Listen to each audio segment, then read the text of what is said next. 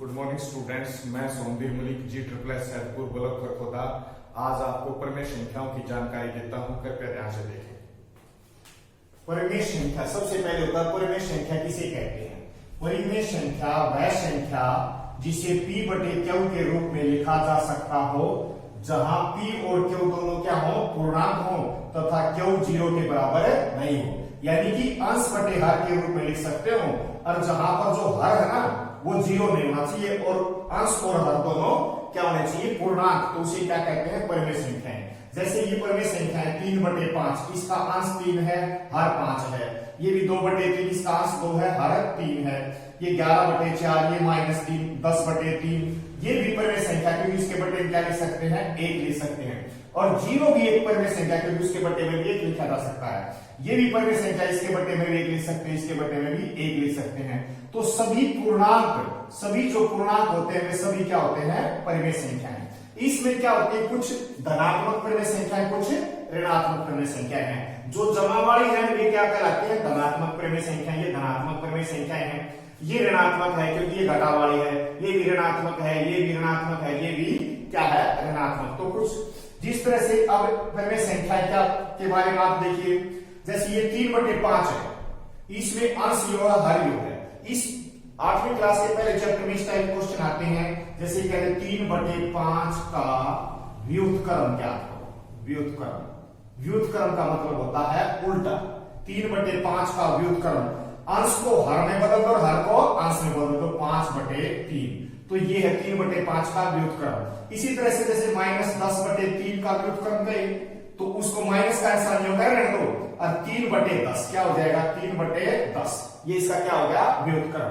अब जैसे ये कहते हैं -3 का व्युत्क्रम, तो ये -3 क्या है, -3/1, तो इसका उल्टा हो जाएगा, व्युत्क्रम मतलब 1/3। और 0 का व्युत्क्रम, जैसे कहते हैं 0 का व्युत्क्रम, तो 0 का व्युत्क्रम क्या होगा, 1/0। तो 0 एक ऐसी परिमेय संख्या है जिसका व्युत्क्रम नहीं होता, क्योंकि किसी के बटे में भी 0 आ जाए तो परिमेय संख्या नहीं है। तो ये परिमेय संख्या नहीं है क्योंकि ये क्या होता है, यह परिभाषित नहीं है। जब बटे में 0 हो तो इसका मतलब क्या होता है, परिभाषित नहीं है। तो अब जैसे कह दे तो 0 परिमेय संख्या ऐसी परिमेय संख्या है जिसका कोई व्युत्क्रम नहीं होता। एक नंबर का क्वेश्चन पक्का पूछा जाता है, ऐसी परिमेय संख्या बताओ जिसका कोई व्युत्क्रम नहीं होता, तो कौन सी है, 0।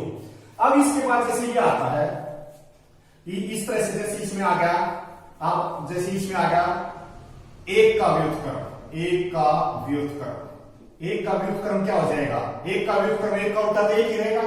और -1 का व्युत्क्रम क्या होगा, -1। और 1 का व्युत्क्रम पूछे तो वो भी क्या होगा, 1। तो एक क्वेश्चन ये बनता है, ऐसी परिमेय संख्या बताओ जो स्वयं के व्युत्क्रम के बराबर होती हैं। तो उसमें उत्तर है बेटा 1 और -1। और ऐसी परिमेय संख्या कौन सी जिसका कोई व्युत्क्रम नहीं होता, 0। तो और ऐसी परिमेय संख्या कौन सी है जो स्वयं के व्युत्क्रम के बराबर होती है, तो 1 तथा -1। तो ये है व्युत्क्रम के बारे में। इसके बाद आता है योज्य प्रतिलोम, जैसे 3/5 का योज्य प्रतिलोम, योज्य प्रतिलोम का मतलब होता है बेटे जो धनात्मक हो उसको ऋणात्मक बना दो, तो इसका हो जाएगा -3/5। जैसे -10/3 का योज्य प्रतिलोम पूछे तो ये कैसी है, ऋणात्मक है, इसको धनात्मक बना देंगे 10/3, तो ये क्या है, इसका योज्य प्रतिलोम। तो इस तरह से योज्य प्रतिलोम, कई बार ऐसे क्वेश्चन आता है -2/-5 का योज्य प्रतिलोम। तो ये -2/-5 है, जिसका मतलब ये धनात्मक है, माइनस से माइनस कट के 2/5 कैसी है, धनात्मक। तो इसका हो जाएगा -2/5। तो इसको विशेष ध्यान दें, -2/-5 आ जाए तो माइनस से माइनस कट के 2/5 धनात्मक है, तो इसका योज्य प्रतिलोम होगा -2/5। तो इस तरह से ही इनके योज्य प्रतिलोम भी निकाले जा सकते, योज्य प्रतिलोम। इसके बाद आता है इसको संख्या रेखा पर कैसे निरूपित करते हैं। एक संख्या रेखा ऐसी होती है बेटा, इस तरह की रेखा जो होती है उसको क्या बोलते हैं, संख्या रेखा।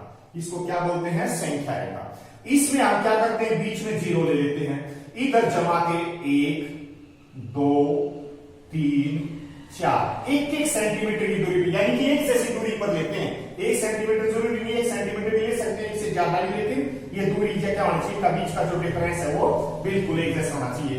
यहां पर लिख दिया -1, माइनस का 2 माइनस 3 माइनस 4। तो ये ऋणात्मक पूर्णांक है, ये धनात्मक पूर्णांक है। 0 से इधर धनात्मक पूर्णांक, 0 से इधर ऋणात्मक पूर्णांक। अब जैसे मान लो मैंने 3/5 को रिप्रेजेंट करना है संख्या रेखा पर, तो बिल्कुल आसान तरीका है। इस तरह से लाइनिंग लगा लो अपने 1 सेंटीमीटर की दूरी पर, इस तरह से लाइनिंग लगा दी, ये मास कर दिए, 0 लिख दिया। अब 3/5 को दर्शाना है तो यहां लिख दिया 0/5, 1/5, 2/5, 3/5, 4/5, और इस तरह से आगे जाकर क्या आ जाएगा 5/5 और आगे चला जाएगा। 5/5 का मतलब क्या होता है 1, और ये क्या है 0 और ये 1। अब कितना दर्शाना था 3/5, तो इसको अंडरलाइन, इसको गोल चक्कर लगा दें कि क्या है 3/5। इसी तरह से मान लो हमने माइनस 2/3 दर्शाना, जैसे मान लो माइनस 2/5 दर्शाना हो, माइनस का 2/5, तो इधर जाकर माइनस का 1/5, माइनस के 2/5, माइनस के 3/5, माइनस 4/5, तो माइनस 2/5 दर्शाना है तो क्या आ जाएगा ये माइनस का 2/5। तो इस तरह से हम परिमेय संख्या को संख्या रेखा पर भी निरूपित कर सकते हैं। अब जैसे मान लो इस टाइप की संख्या हो, परिमेय संख्या जिसको संख्या रेखा पर निरूपित करना हो, एक ऐसी आ जाए परिमेय संख्या जिसको संख्या रेखा पर निरूपित करना, जैसे 11/4। कितना है ये 11/4। इस तरह की परिमेय संख्या आ जाए तो इसका एक दूसरा भी तरीका है, वो किस तरह से है देखो बच्चों ध्यान से। 11/4 यहाँ 0 है और 11/4 है। 11/4 को लिख सकता हूं 11 को 4 से भाग करो, 4 गुणे 8, और कितना बच गया बच्चों 3। तो इसको क्या लिख सकते हैं 2 सही 3/4। क्या लिख सकते हैं 2 सही 3/4। तो इसमें बच्चों यो तो 1 है, ये 2 है, ये 3 है, ये 4 है, ये 5 है, ये -1 है, ये -2, -3, -4। तो 2 तो पूरा है और 3/4 और है। 2 तो कंप्लीट है, तो 2 तक तो ये ले लिया बेटा, 2 और 3, इसका मतलब 2 तक की संख्याएं तो पूरी हैं, और फिर 3/4 और है। तो ये 2 और ये 3 है ना, इसके एक जैसे 4 हिस्से कर देंगे, बिल्कुल एक जैसे 1, 2, 3 और 4, 1, 2, 3 और 4 हिस्से कर दिए। अब 3/4 है तो कितना है 3/4। तो जो तीसरा हिस्सा है ना उसको अंडरलाइन कर देंगे और ऊपर यूं करके लिख देंगे 11/4। क्या लिख देंगे 11/4। अब जैसे -10/3 को रिप्रेजेंट कर रहा हूं, -10/3 को रिप्रेजेंट कर रहा हूं, तो इसको लिख सकते हैं -10 को 3 से भाग कर दो, 3 तिया 9, 1 बच गया, तो इसको लिख सकते हैं -3 से 1/3। तो यहां पर देखो 0, -1, -2, -3 और फिर 1/3 और है, तो 0, -3 और -4 के बीच में जो संख्या है उसके 3 हिस्से कर देंगे, क्योंकि 1 के कितने हिस्से हैं 3, तो इसके 3 पार्ट कर दिए, बिल्कुल एक जैसे 3 पार्ट बना दिए, 1, 2, 3, और कितना लिख दिया 1/3 है, तो पहले पार्ट पर जाकर उसको अंडरलाइन कर दो और यहां लिख देंगे -10/3। तो इस तरह से ऋणात्मक और धनात्मक परिमेय संख्या को संख्या रेखा पर निरूपित किया जा सकता है। अब इसके बाद आता है इसमें 2 परिमेय संख्याओं के बीच में कितनी परिमेय संख्याएं होती हैं। जैसे हम 3/5, हमारे पास मान लो 3/5 तथा 2/3 है, इनके बीच में परिमेय संख्या निकालते हैं। इनके बीच में कैसी संख्या निकाल लेते हैं परिमेय संख्या निकाल दी। तो ये देखो, अब इसमें सबसे पहले हम इसको क्या बनाते हैं, इसका ये अंश है ये हर, ये अंश है ये हर है, समान हर वाली परिमेय संख्या बनाते हैं। तो 5 और 3 का एलसीएम लेंगे, 5 तथा 3 का एलसीएम लघुत्तम समापवर्तक ले लिया, तो 5 और 3 का एलसीएम कितना आएगा 15। तो इसको 3/5 इसका हर 15 बनाना हमें, तो 3/5 गुणा 5 को कितने से गुणा करो 15 आ जाए 3 से, तो ऊपर भी 3 से गुणा करना पड़ेगा, तथा 2/3 अब इस 3 को कितने से गुणा करो 15 आ जाए 5 से, ऊपर भी 5 से गुणा, तो ये हो गया 3/15 तथा ये 10/15।